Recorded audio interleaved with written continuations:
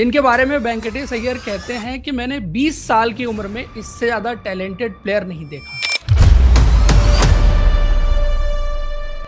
आपने 9 टीमों का ट्रायल दिया था। कौन कौन सी टीमें थी? मतलब एक ही टीम बची थी जिसका ट्रायल आपने नहीं दिया था। तो जिस उम्र में बच्चे ठीक से बोलना शुरू नहीं करते उस उम्र में आपने क्रिकेट स्टार्ट कर दी। लेकिन फर्स्ट अटेम्प्ट में आपको उस एकेडमी में एडमिशन नहीं मिला था। क्या इनिशियल डेज में कुछ ऐसा हुआ था कि कोई मेडिकल टेस्ट वगैरह देना था जिसमें आप अब्सेंट हो गए थे और उसके बाद आपको बड़ी पनिशमेंट मिली थी, 12 राउंड लगाने पड़े थे आपको ग्राउंड के? तो मैंने ट्राई किया कि मैं थोड़ा तेज खेलने की कोशिश करता हूँ, तो उसमें मैं हुआ 3-4 मैच में जल्दी जल्दी आउट हुआ। जैसे 3 बॉल 8 रन, 10 बॉल 25 रन।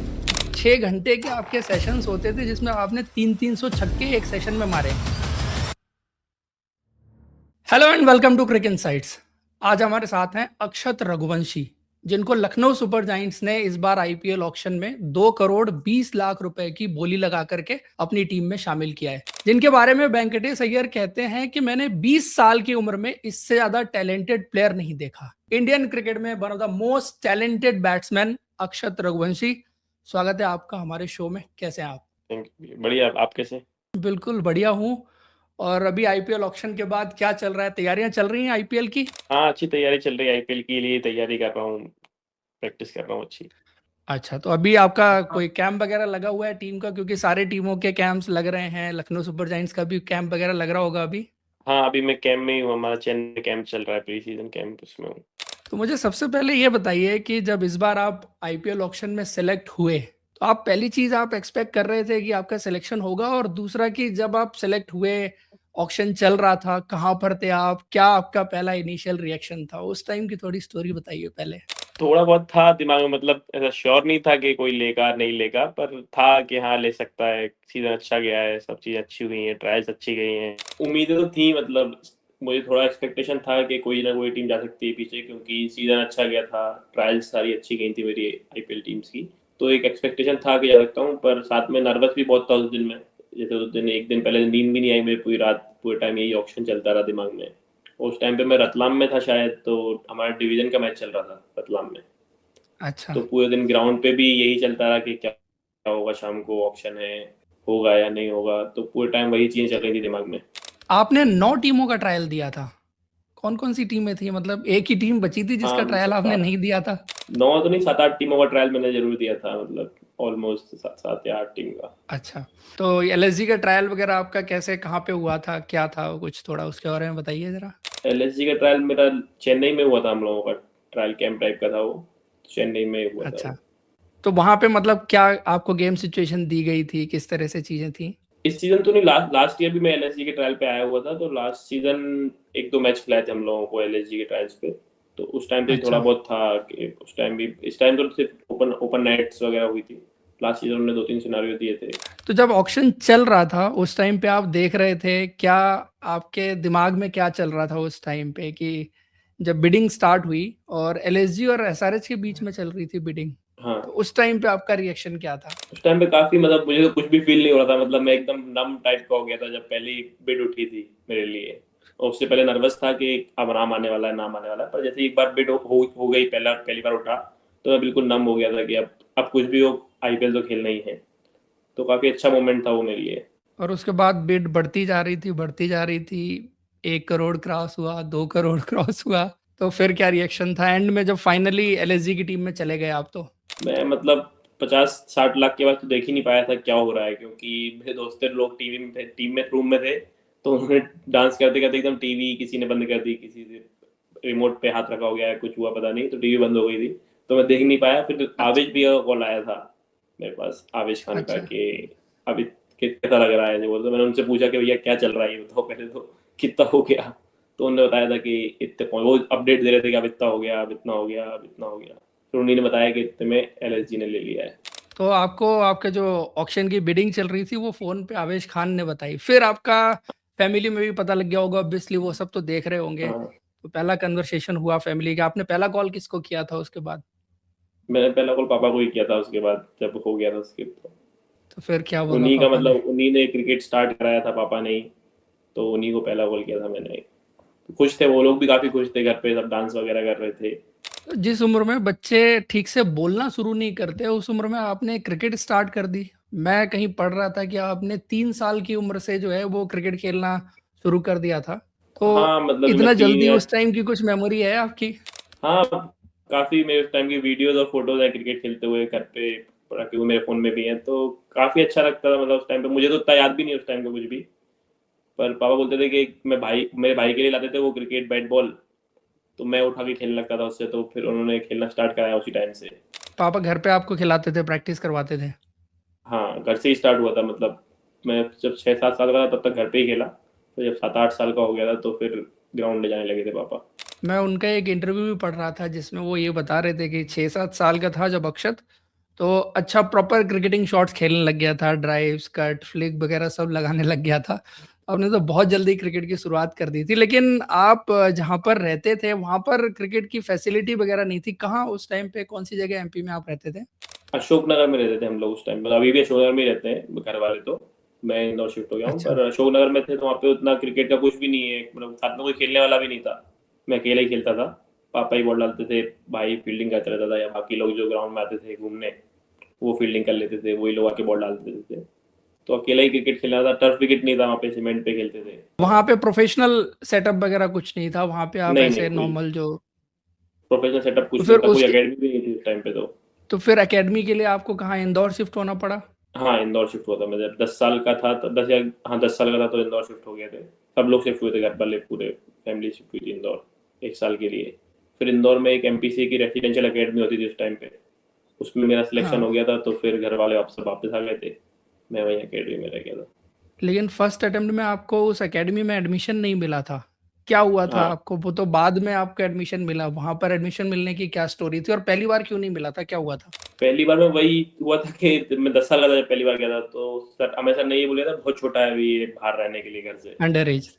अभी इसको इस एज में आप यहाँ मत रखो, आप ही जहाँ पे खिला सकते हो वहाँ खिलाओ, घर से बाहर मत निकालो इसको ऐसे अकेले। जब थोड़ा हो जाए, चीज़ें समझने लगे तब। पर फिर अगले साल फिर ले गए पापा, तो फिर उन्होंने बोला कि चलो आप चाहते ही हो खेलता अच्छा खेलता है तो ठीक है, और उस टाइम भी खेलता अच्छा ही था, पर उन्होंने यही बोला था कि छोटा है थोड़ा, इसलिए नहीं ले रहे हैं। पर अगले साल फिर ले गए तो उन्होंने बोला चलो ठीक है ले लेते हैं। नहीं, मैंने एक एमए सर का या आपके फादर का इंटरव्यू और पढ़ा था जिसमें मैंने ये पढ़ा कि आप उस टाइम पे 4 फीट की आपकी हाइट उस टाइम रही होगी लगभग कुछ, हाँ, और आप अंडर 19 बॉलर्स जो 125, 130 उस पेस पर हाँ, बॉलिंग वो कर वाली रहे तो थे, वो तो और वो जिस अलग फील्डिंग थी, हाँ। अंदाज में आप खेल रहे थे, उसको हम्म, देखने के बाद अमिर खुरासिया सर जो है वो कन्विंस हुए कि हाँ, अब इस लड़के हाँ। को खिलाया जा सकता है। एक ये भी है, और ट्रायल्स पे उसमें ऐसा था कि एक अंडर 16 की ट्रायल थी, एक अंडर 19 की थी। तो हमें सर अंडर 19 ट्रायल ले रहे थे, और एक दूसरे कोई सर थे वो अंडर 16 ले रहे थे। तो सर ने मुझसे पूछा था कि अक्षत किधर खेलोगे, 16 में खेलोगे या 19 में खेलोगे, मतलब तो मैंने कहा सर 19 में ही खेलूंगा मैं तो, अंडर 19 वालों के साथ ही खेलूंगा। तो वो भी उनको काफ़ी अच्छा लगा था कि डरता नहीं है बॉल, तेज बॉल से यार, ये सब चीज़ें भी है, तेज बॉलर खेलने से नहीं डर रहा है अभी इस एज में भी। अच्छा, तो फिर अमिर खुरासिया सर का आपके क्रिकेट करियर को शेप करने में क्या रोल रहा? वो तो बहुत स्ट्रिक्ट भी माने जाते हैं और बहुत डिसिप्लिन एकदम वो फॉलो करते हैं उसको। उनका काफ़ी बड़ा रोल रहा है एमएस सर का, क्योंकि मेरी पूरी टेक्निक जो है क्रिकेट की, जो कि मेरी बैटिंग ग्रिप है, बैटिंग स्टांस है, शॉट्स हैं, सब उन्हीं ने सिखाए हैं, सारे शॉट्स उन्हीं उन्हीं ने सही कराए हैं, खेलने का तरीका पूरा। तो पूरा उन्हीं को है, मेरी बैटिंग का क्रेडिट तो पूरा उन्हीं के लिए है, टेक्निक वाइज जितना भी उन्होंने सुधारा है। तो वो खुद एज़ अ कोच किस तरह के हैं? जैसे मैंने कहा कि डिसिप्लिन वगैरह वो काफ़ी स्ट्रिक्ट रहते हैं और उन सब चीज़ों को फॉलो करते हैं। हाँ, काफ़ी डिसिप्लिन कोच हैं वो, मतलब चाहते हैं कि आप एक अच्छे डिसिप्लिन में रहो, काफ़ी मेहनत करो, मतलब उनका मेन ये है कि आप मेहनत करो। कितना भी थक गए हो या कुछ भी है, मेहनत करते रहो, मेहनत करते रहो, फिर मेहनत करोगे तो खेलोगे ऊपर। अगर मेहनत नहीं करोगे, भले कितनी अच्छी बैटिंग कर लो, कितना ही कुछ कर लो, आप नहीं खेल पाओगे ऊपर। तो उनका मेन ये रहता है कि मेहनत करते रहो बस। तो इनिशियल डेज़ में कुछ ऐसा हुआ था कि कोई मेडिकल टेस्ट वगैरह देना था जिसमें आप एब्सेंट हो गए थे और उसके बाद आपको बड़ी पनिशमेंट मिली थी, 12 राउंड लगाने पड़े थे आपको ग्राउंड के? हाँ, मतलब 12 तो नहीं, मुझे तो याद भी नहीं कितने राउंड, पर काफ़ी दौड़ाया था सर ने। हुआ ये था, अकेडमी जो सिलेक्शन होता है नए बच्चों का, तो उनका मेडिकल चेकअप होता है पूरा, फुल बॉडी चेकअप होता है कि क्या, तो उसके लिए भूखा रहना था शायद, ब्रेकफास्ट नहीं करना था। तो हमारे जो केयर टेकर थे उनसे हम लोगों ने पूछा सब लोगों ने कि सर ब्रेकफास्ट नहीं करना तो सेशन पे जाना है, तो उन्होंने नहीं कल सेशन पे मत जाना, क्योंकि ब्रेकफास्ट कुछ खाओगे नहीं, फिर सेशन पे जाओगे, उसके बाद फिर हॉस्पिटल जाना पड़ेगा, तो लंबा काफ़ी टाइम हो जाएगा, तो अपन ब्रेकफास्ट के टाइम पे ही निकल जाएंगे। तो हमें सर आया अगले दिन सेशन पे, उन्होंने देखा कि कोई भी नया लड़का नहीं आया जिसका सिलेक्शन हुआ है। उन्होंने पूछा सब कहाँ हैं, हमको बुलवाया, तो उन्होंने पूछा कि क्यों नहीं आए, तो बोला सर वो सर ने मना किया था। तो उन्होंने बोला कि सर को इंडिया खेलना है या तुम लोगों को इंडिया खेलना है, और फिर उन्होंने ट्रेनर को बुलाया और फिर भेज दिया हम लोगों को रनिंग करने के लिए। तो आपके साथ उस बैच में और कौन कौन था प्लेयर जो आपके साथ रहे होंगे उस टाइम पे? सब सीनियर प्लेयर ही थे, मतलब मुझसे तो सब बड़े ही लोग थे, मैं ही अकेला एक छोटा था उसमें, क्योंकि वो अकेडमी में सब लोग अंडर 16, मतलब 16-17 साल के बच्चे ही थे सब लोग। तो अभी अच्छा तो मुझे याद भी नहीं कौन कौन लोग थे, पर थे काफी, 7-8 लोग थे हम लोग। अच्छा, उसके बाद ये एज ग्रुप वगैरह क्रिकेट आपने एमपी के लिए और किस किस लेवल पर खेली है? मैंने अंडर 14 3 साल खेला एमपी के लिए, अंडर 16 खेला है 3 साल, अंडर 19 भी 3 साल खेला है, अंडर 23 सीनियर, सारे एज ग्रुप खेला हूँ एमपी के लिए। फिर आता है रणजी ट्रॉफी। आपका डेब्यू तो 2022 में, 22 या 23 में आई थिंक हो गया था। पहले आपका रणजी ट्रॉफी 21-22 सीजन में रणजी ट्रॉफी डेब्यू हुआ। 21-22 सीजन में ही हो गया था। अच्छा, तो उस टाइम पे आपके कोच कौन थे जब आपको उस रणजी ट्रॉफी डेब्यू मिला? उस टाइम पे चंद्रकांत पंडित सर कोच थे एमपी टीम के, रणजी ट्रॉफी डेब्यू मेरा हुआ था। अच्छा, एक चंद्रकांत पंडित सर की भी मैंने एक स्टोरी पढ़ी थी। कोई एक मैच था जहाँ पे आप बैटिंग कर रहे थे और वो अंपायरिंग कर रहे थे, हाँ। और वहां से उन्होंने आपको स्पॉट किया था। आपने उस मैच में कुछ 165 रन की पारी खेली थी। वो क्या स्टोरी थी? यही थी, चंदू सर का पहला सीजन था वो एमपी में, तो वो सारे मतलब जितने मैच सिमुलेशन होते थे वही अंपायरिंग करते थे, वो तो को देखना था सारे क्रिकेटर कौन अच्छा है कौन नहीं है। तो वो अंपायरिंग कर रहे थे, मैं बैटिंग करने गया, मैं शायद 3-4 रन पे आउट हो गया था, पता नहीं कि जल्दी आउट हो गया था, तो उन्होंने आउट नहीं दिया था मुझे, एलबीडब्ल्यू हुआ था, उन्होंने आउट नहीं दिया था। फिर अच्छा। मैं नॉन स्ट्राइक पे गया, तो उन्होंने मुझसे बोला कि अच्छा तू आउट था, पर मैंने दिया नहीं, क्योंकि मैंने तो बारे में काफ़ी सुना है यहाँ पे सारे कोचेस से कि अच्छा अच्छा प्लेयर है, अच्छा टैलेंट है इसमें, तो मैं देखना चाहता हूँ तू कैसी बैटिंग करता है। तो उसके बाद उसमें जब मैंने 160 रन बनाए थे, तो वो पहला वो था हम लोगों का सामने इंटरेक्शन था मेरे चंदू सर के साथ। अच्छा, उसके बाद एमपी T20 लीग का एक्सपीरियंस कैसा रहा? क्योंकि ये एक ऐसा प्लेटफॉर्म था जिसने बहुत सारे प्लेयर्स को अच्छा एक्सपोजर दिया है। बहुत सारे प्लेयर अभी आप देखिए कि एमपी T20 लीग में अच्छा करने के बाद आईपीएल खेल रहे हैं, चाहे अनिकेत वर्मा हो, चाहे अभी शिवांग कुमार हो, आप हो, और भी बहुत सारे प्लेयर हैं जिनको मौका मिल रहा है, फिर आईपीएल खेल रहे हैं। तो उसका कितना रोल रहा आपको जो शेप अप करने में? क्योंकि एक और चीज थी आपके बारे में कि आप ज्यादा पहले क्लासिकल और उस तरह से क्रिकेट खेलते थे, लेकिन एक चेंज आपकी बल्लेबाजी में पिछले कुछ सालों में देखा गया है, जहां स्ट्राइक रेट भी काफी ऊपर गया है। एमपी लीग का बहुत बड़ा रोल रहा है, मतलब सारे एमपी क्रिकेटर्स के लिए जो भी अभी आईपीएल में खेल रहे हैं, क्योंकि एक प्लेटफॉर्म, बहुत अच्छा प्लेटफॉर्म दिया है उसने हम लोगों को। उससे पहले कोई ऐसी लीग थी नहीं एमपी में, तो जो बाकी स्काउट्स और सिलेक्टर्स देखें, पर वो एक बहुत अच्छा प्लेटफॉर्म था, क्योंकि सबसे मेन बात उसमें क्राउड बहुत आता है, तो क्राउड के सामने खेलने का एक वो है, लाइव मैचेस आते हैं, तो लाइव मैचेस का जो प्रेशर रहता है वो भी हैंडल करना उससे काफ़ी आसानी हुई है। और जो स्काउट्स आते हैं, सारी हर आईपीएल टीम के स्काउट्स आते हैं, तो उन्होंने काफ़ी उससे बहुत मदद हुई है सारे प्लेयर, जैसे शिवांग हुआ, मैं, अनिकेत, और भी 1-2 प्लेयर्स हैं जो आईपीएल में इस साल गए हैं, तो काफ़ी अच्छा प्लेटफॉर्म है सारे प्लेयर्स के लिए एमपी के। And what about your batting? इससे आपकी बैटिंग कुछ इम्प्रूव हुई है या आपने वैसे ही कुछ चेंज किया अपनी बल्लेबाजी में? उससे टी20 क्रिकेट खेलने का एक्सपीरियंस मिला है, क्योंकि टी20 क्रिकेट अच्छे लेवल पे उतना नहीं मिलता कहीं पे भी, mostly 4 days 5 day 3 day game हो रहे थे, पर एमपी लीग आई तो इस पे भी फोकस थोड़ा गया मेरा कि ये भी एक फॉर्मेट है, इस पे भी इसमें किस तरह से खेलना है। तो हर जगह सुनते थे कि स्ट्राइक रेट मैटर करती है इसमें बहुत, तो मैंने थोड़ा चेंजेस किए अपने टेक्निक में, अपने शॉट्स थोड़े डेवलप किए, और तो उससे काफ़ी हेल्प हुई टी20 क्रिकेट खेलने में। अच्छा, आपने ये बात जब अपने फादर को शायद बताई थी कि यार मैं जो है जिस स्ट्राइक रेट से खेल रहा हूँ और साथ में मैं देखता हूँ दूसरे लड़कों को एक 200 या 250 के स्ट्राइक रेट से खेलते हुए, तो मुझे जो है वो चेंज करना पड़ेगा, ये अडॉप्ट करना पड़ेगा जो मॉडर्न डे T20 क्रिकेट का तरीका है उसके हिसाब से। तो वो क्या कन्वर्सेशन थी दोनों के बीच में उस टाइम पे? वो उनसे मैंने इसलिए करी थी क्योंकि मैं क्रिकेट पापा ने स्टार्ट कराया है, तो जब भी कोई भी मैच में मैं अगर आउट होता हूँ या कुछ भी होता है, तो मुझे बाकी कोई क्या बोल रहा है मुझे उतना फर्क नहीं पड़ता, पर घर पे शाम को पापा से क्या बात होनी उसका मुझे से वो रहता है कि वो क्या बोलेंगे या कुछ क्या नहीं बोलने वाले, क्या होने वाला, उनसे क्या बात होगी। तो मैं टी20 क्रिकेट खेले, मैंने 8-10 मैच खेले थे उस टाइम पे टी20 के, तो ऐसा मैं नॉर्मल जाता था 20 बॉल 30 रन, 20 बॉल 35 रन, तो वो तो सब लोग बना रहे थे, उतना रन सब कर रहे थे, तो मैंने ट्राई किया कि मैं थोड़ा तेज खेलने की कोशिश करता हूँ, तो उसमें मैं हुआ 3-4 मैच में जल्दी जल्दी आउट हुआ, जैसे 3 बॉल 8 रन, 10 बॉल 25 रन, तो ऐसे आउट हुआ, 2-3 बार आउट हुआ तो पापा डांटते थे थोड़ा सा कि शायद थोड़ा टाइम स्पेंड अच्छा। कर सकते हो, खेलो थोड़ा। तो मैंने उनसे यही बोला कि पापा आपको या तो ये डिसाइड करना पड़ेगा अपन को कि लंबा क्रिकेट खेलना है सिर्फ यहीं पे छोटे लेवल पे कि मैं यहाँ पे अच्छा करता रहूँ और यहीं खेलता रहूँ, या तो फिर ये डिसाइड करना पड़ेगा कि एक चीज़ ट्राई करते हैं जिससे ऊपर खेलने का चांस है कि अच्छी स्ट्राइक रेट या कुछ एक अलग अपने गेम में ला पाऊँ।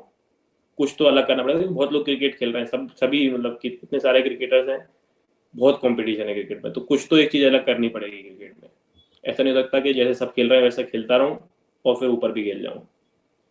तो मुझे थोड़ा टाइम ऐसे खेलने का मन है, तो उन्होंने बोला ठीक है, तुम्हें अगर ऐसा लग रहा है कि क्रिकेट इस तरह जाने वाला है आगे, तो ये ट्राई करके देख लो। वो ट्राई किया और वो काम किया थोड़ा मेरे लिए। तो उसमें आपका एक माइंडसेट चेंज था या कुछ टेक्निकल चेंजेस भी थे, या रेंज जो है शॉट्स मेकिंग की वो डेवलप करने के लिए आपने क्या क्या चीज़ें की? मैं एक चीज़ और, टाइम्स ऑफ इंडिया ने इंटरव्यू छापा है, मुझे नहीं पता क्योंकि यकीन कर पाना मुश्किल है। उन्होंने लिखा कि 6 घंटे के आपके सेशंस होते थे जिसमें आपने 300-300 छक्के एक सेशन में मारे हैं। 6 घंटे तो नहीं होते थे, पर हाँ, ऐसा था कि 150-200 छक्के मैं मारता था उस टाइम पे दिन में। हम लोग मतलब एक दिन कोविड के में? टाइम की बात है, कोविड के जस्ट बात की बात है, फेथ क्रिकेट क्लब में हम लोग प्रैक्टिस करते थे। तो वहाँ पे मेनली हमारी यही कोशिश होती थी कि जितने छक्के मार पाए हम दिन में। मतलब 150-200 छक्के मारते थे, तो कितनी बॉलें खेलते थे आप प्रैक्टिस में फिर? नहीं, सिर्फ छक्के मारने की प्रैक्टिस करते थे। सिर्फ छक्के किसी से मारने कुछ की की मतलब? केस से छक्का ही मारना है। कोई भी कैसी भी बॉल हो, हर बॉल पे छक्का मारने की प्रैक्टिस होती थी उस टाइम पे। क्योंकि उस टाइम पे हम लोग जो भी हमारे साथ के जितने भी क्रिकेटर थे, मैं अनिकेत, पृथ्वी, हम 3-4 लोग साथ में प्रैक्टिस कर रहे थे। तो यही था माइंडसेट के थोड़ा गेम शिफ्ट हो रहा है टी20 क्रिकेट की तरफ ज़्यादा। कोविड टाइम पे, कोविड के बाद ही ये ज़्यादा इस तरह का क्रिकेट चालू हुआ है कि सिर्फ टी20 क्रिकेट में स्ट्राइक रेट और ये सब चीज़ें ज़्यादा मैटर करने लगी थी। तो हम लोग भी वहाँ पे ऐसा करते रहते थे कि चलो ये ट्राई करते हैं एक बार इस तरह से खेल के। तो किया, वो करते थे, मारते थे छक्के, मारते थे दिन भर, छक्के ही मारते रहते थे। तो आई गेम में अच्छा। एक साथ आ गई वो चीज़। अच्छा, तो अभी इस तरह से आपकी बैटिंग जो है वो शेप अप हुई। आपका फेवरेट शॉट कौन सा है? मेरा पुल और अपर कट। और जो नो लुक सिक्स मारते हैं आप? वो भी है, वो तो मैं नहीं, अपर हम कट ही जैसे मारता हूँ व्यूअर्स को मोस्टली। पसंद आता है एक्चुअली। हाँ। अच्छा, आप हरकत। तो आप कौन से बैट्समैन को आइडलाइज करते हैं जिसको देख के आपने क्रिकेट अपनी स्टार्ट की, और एक होता है ना कि यार इसके जैसी बैटिंग करनी है, वो कौन है आपका प्लेयर? मैं रोहित शर्मा को आइडलाइज करता हूँ, मैं उनकी जैसी बैटिंग थोड़ा करना चाहता हूँ। क्या अच्छा लगता है आपको रोहित शर्मा में? उनके पास जितना टाइम है बैटिंग करते टाइम, मतलब जो एलिगेंस है, क्लास है उनका, वो काफी अच्छा लगता है मुझे। अच्छा, पुल शॉट भी आपका एक कॉमन है हाँ। दोनों के बीच में, कि पुल शॉट आप भी अच्छा मारते हैं। तो अभी लखनऊ सुपर जायंट्स की टीम में आपका रोल क्या रहने वाला है? कुछ कम्युनिकेशन हुआ? वैसे तो शायद फिनिशर। नहीं, अभी ऐसा कुछ कम्युनिकेशन नहीं हुआ है कि क्या रोल रहने वाला है। वो जैसे जैसे चीज़ आगे बढ़ती जाएंगी तभी रोल क्लियर होगा। तो लखनऊ सुपर जायंट्स की टीम में भी काफ़ी सारे बड़े बड़े प्लेयर हैं, निकोलस पूरन, ऋषभ पंत और एडन मार्करम। तो उन सब में से कौन सा ऐसा प्लेयर है जिसको मिलने के लिए आप एक्साइटेड हैं उस कैंप में जाने के लिए? मैं ऋषभ पंत और निकोलस पूरन से मिलने के लिए काफी एक्साइटेड हूँ। निकोलस पूरन भी मतलब छक्के लगाने के मामले में ही हाँ। Is one of the best best batsman in the world. T20 cricket में भी काफी नाम है उनका, तो मैं उनसे मिलने के लिए काफी एक्साइटेड हूँ। अच्छा। और बाकी आपकी जो प्रिपरेशन वगैरह चल रही है आईपीएल के लिए, तो कुछ कुछ खास तैयारी आप कर रहे हैं इस बार? कुछ माइंड में है कि यार ये करना है मुझे? कुछ प्लान किया है आपने, कुछ अगर ऐसा अभी मौका प्लान मिलता है नहीं जब किया भी? है मेरा, बस एक ही चीज़ है दिमाग में अभी कि जिस भी तरह से हो पाए मैं टीम को मैं जिता पाऊँ, जिस तरह से टीम को मैं जिताने में हेल्प कर पाऊँ, बस वही एक मेरा गोल है अभी सिर्फ। आप पर्सनली किस जगह पे खेलना पसंद करते हैं? Top of the order, middle order, और फिनिशर मैं के रोल में? टॉप ऑर्डर में खेलना पसंद करता हूँ। So thank you so much Akshat for giving me this time for this interview. और आप इसी तरह से खेलते रहिए, and best of luck for IPL season. Thank you. Thank you.